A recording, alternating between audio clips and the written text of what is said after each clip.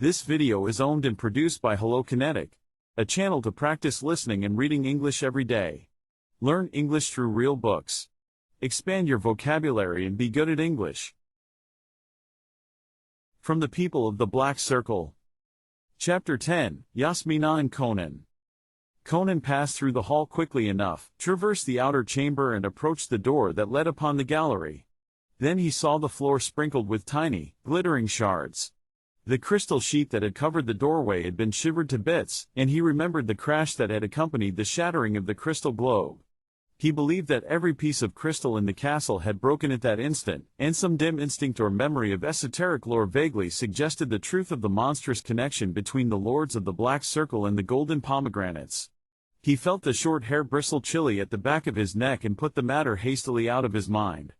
He breathed a deep sigh of relief as he stepped out upon the green jade gallery. There was still the gorge to cross, but at least he could see the white peaks glistening in the sun, and the long slopes falling away into the distant blue hazes. The Araxi lay where he had fallen, an ugly blotch on the glassy smoothness.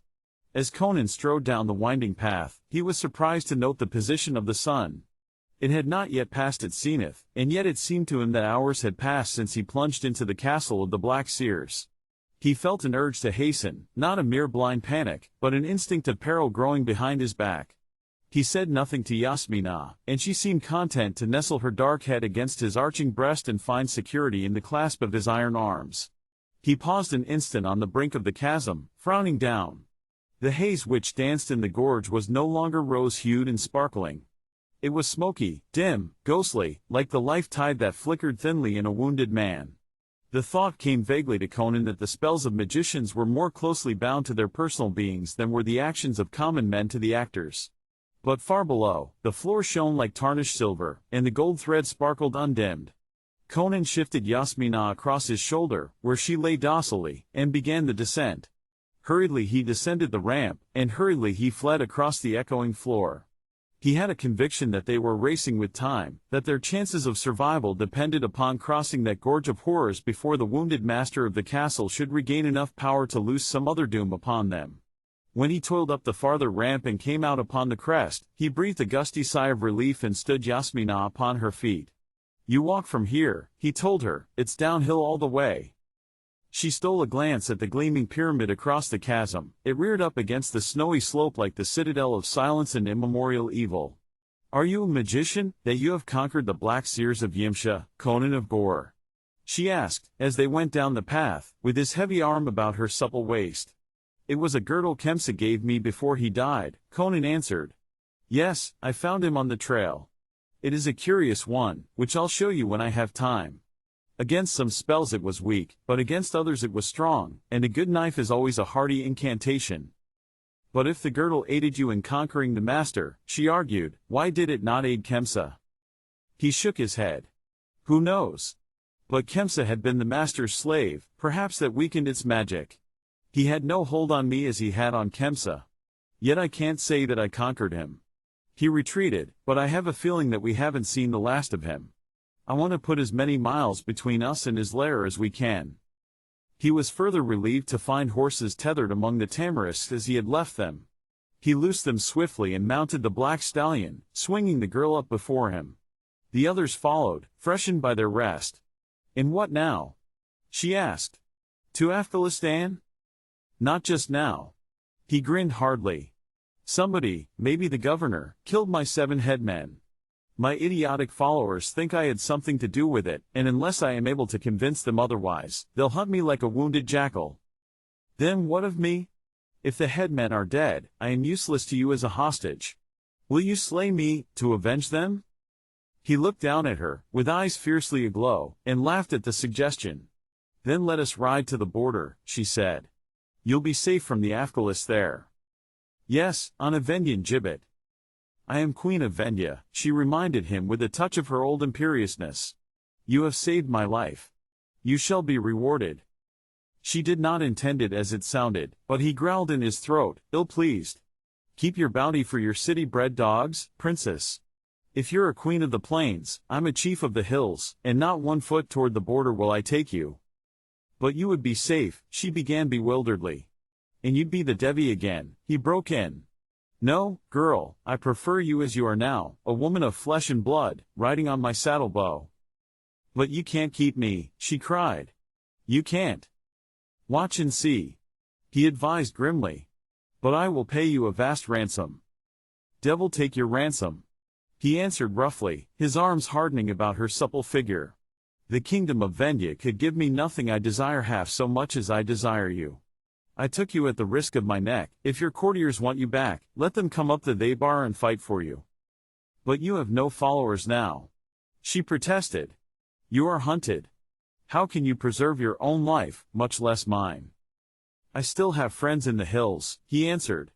There is a chief of the Kurugzai who will keep you safely while I bicker with the Afghalis.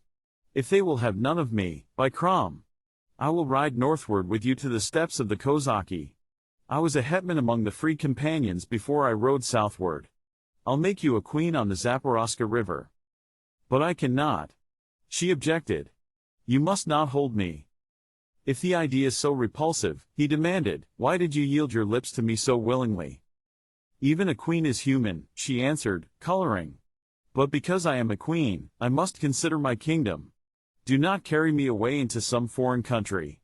Come back to Vendya with me. Would you make me your king? He asked sardonically. Well, there are customs, she stammered, and he interrupted her with a hard laugh. Yes, civilized customs that won't let you do as you wish. You'll marry some withered old king of the plains, and I can go my way with only the memory of a few kisses snatched from your lips. Ha!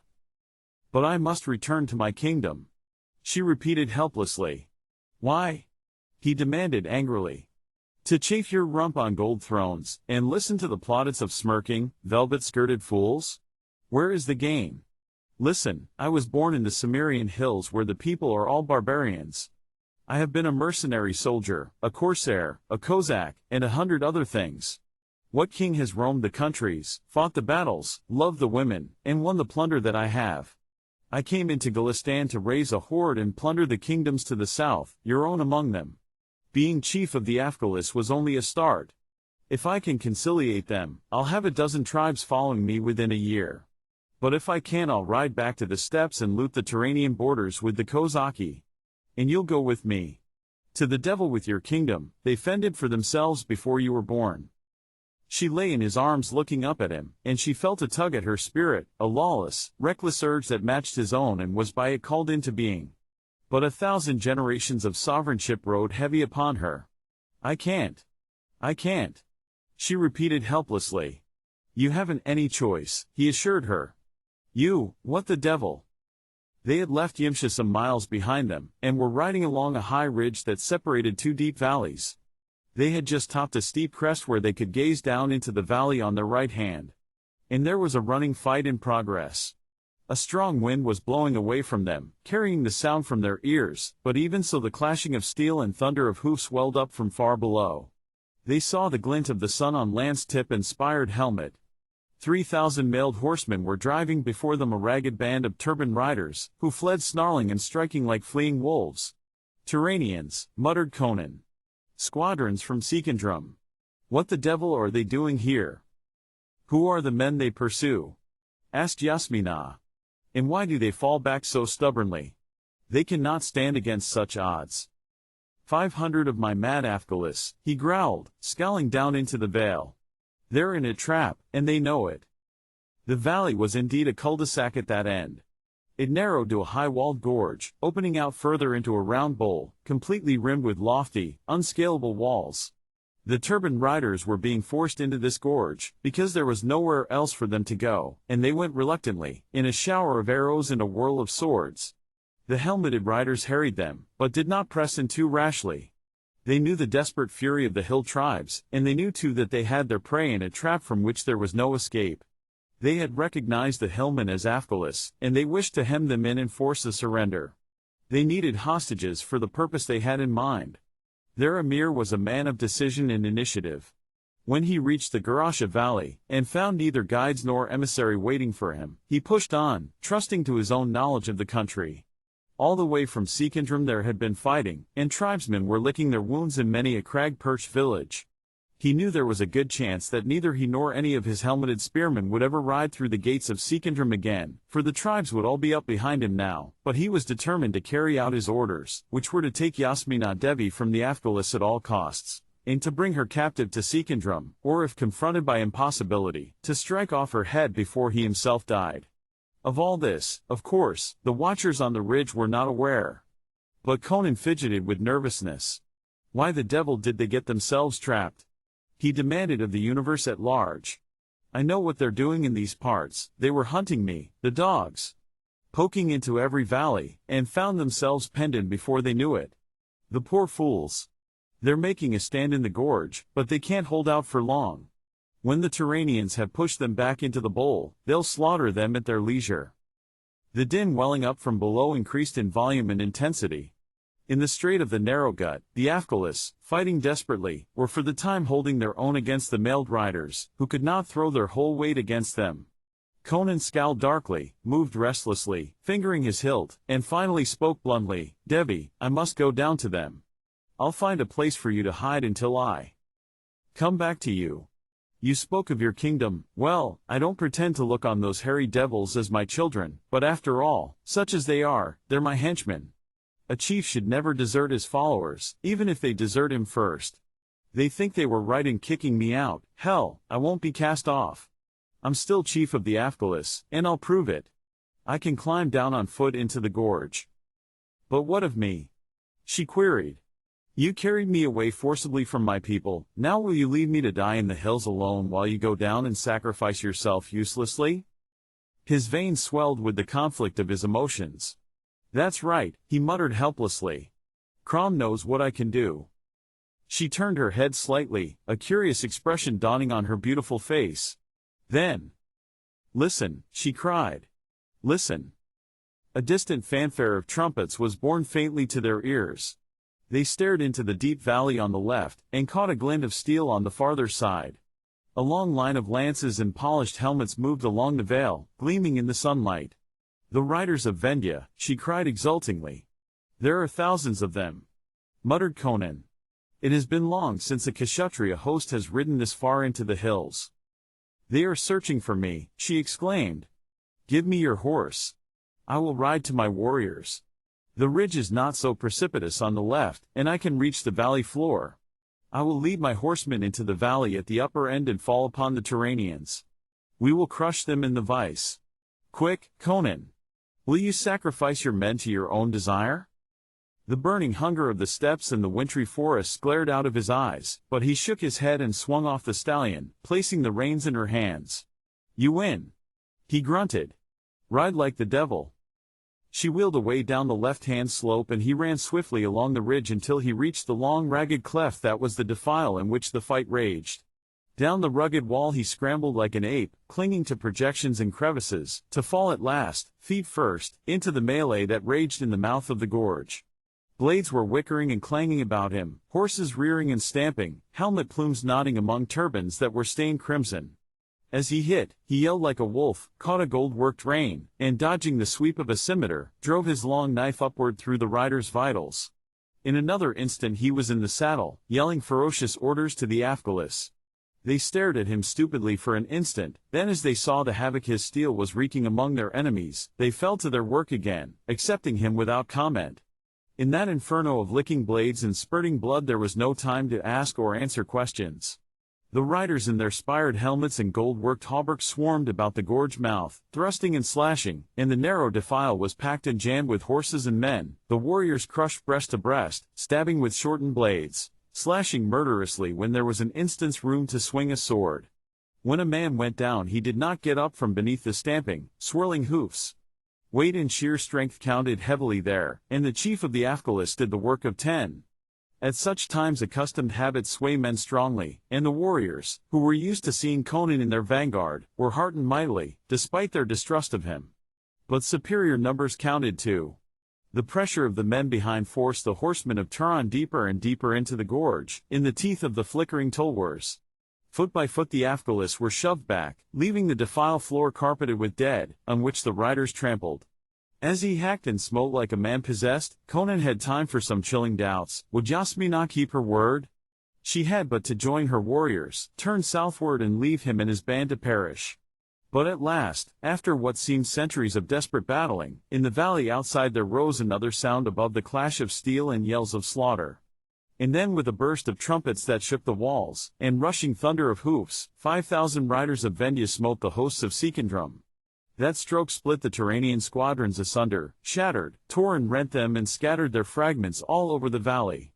In an instant the surge had ebbed back out of the gorge. There was a chaotic, confused swirl of fighting, horsemen wheeling and smiting singly and in clusters, and then the emir went down with a Kshatriya lance through his breast, and the riders in their spired helmets turned their horses down the valley, spurring like mad and seeking to slash a way through the swarms which had come upon them from the rear.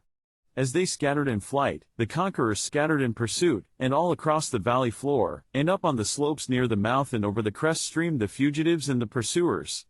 The Afghalis, those left to ride, rushed out of the gorge and joined in the harrying of their foes, accepting the unexpected alliance as unquestioningly as they had accepted the return of their repudiated chief. The sun was sinking toward the distant crags when Conan, his garments hacked to tatters and the mail under them reeking and clotted with blood, his knife dripping and crusted to the hilt, strode over the corpses to where Yasmina Devi sat her horse among her nobles on the crest of the ridge, near a lofty precipice. "You kept your word, Devi," he roared. "By Crom, though, I had some bad seconds down in that gorge, look out." Down from the sky swooped a vulture of tremendous size with a thunder of wings that knocked men sprawling from their horses. The scimitar-like beak was slashing for the Devi's soft neck, but Conan was quicker, a short run, a tigerish leap, the savage thrust of a dripping knife, and the vulture voiced a horribly human cry, pitched sideways and went tumbling down the cliffs to the rocks and river 1,000 feet below. As it dropped, its black wings thrashing the air, it took on the semblance, not of a bird, but of a black-robed human body that fell, arms in wide black sleeves thrown abroad. Conan turned to Yasmina, his red knife still in his hand, his blue eyes smoldering, blood oozing from wounds on his thickly muscled arms and thighs. "You are the Devi again," he said, grinning fiercely at the gold-clasped gossamer robe she had donned over her hill girl attire, and awed not at all by the imposing array of chivalry about him. "I have you to thank for the lives of some 350 of my rogues, who are at least convinced that I didn't betray them. You have put my hands on the reins of conquest again." "I still owe you my ransom," she said, her dark eyes glowing as they swept over him. 10,000 pieces of gold I will pay you."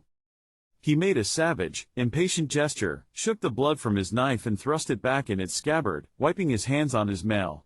"I will collect your ransom in my own way, at my own time," he said. "I will collect it in your palace at Ayodhya, and I will come with 50,000 men to see that the scales are fair." She laughed, gathering her reins into her hands.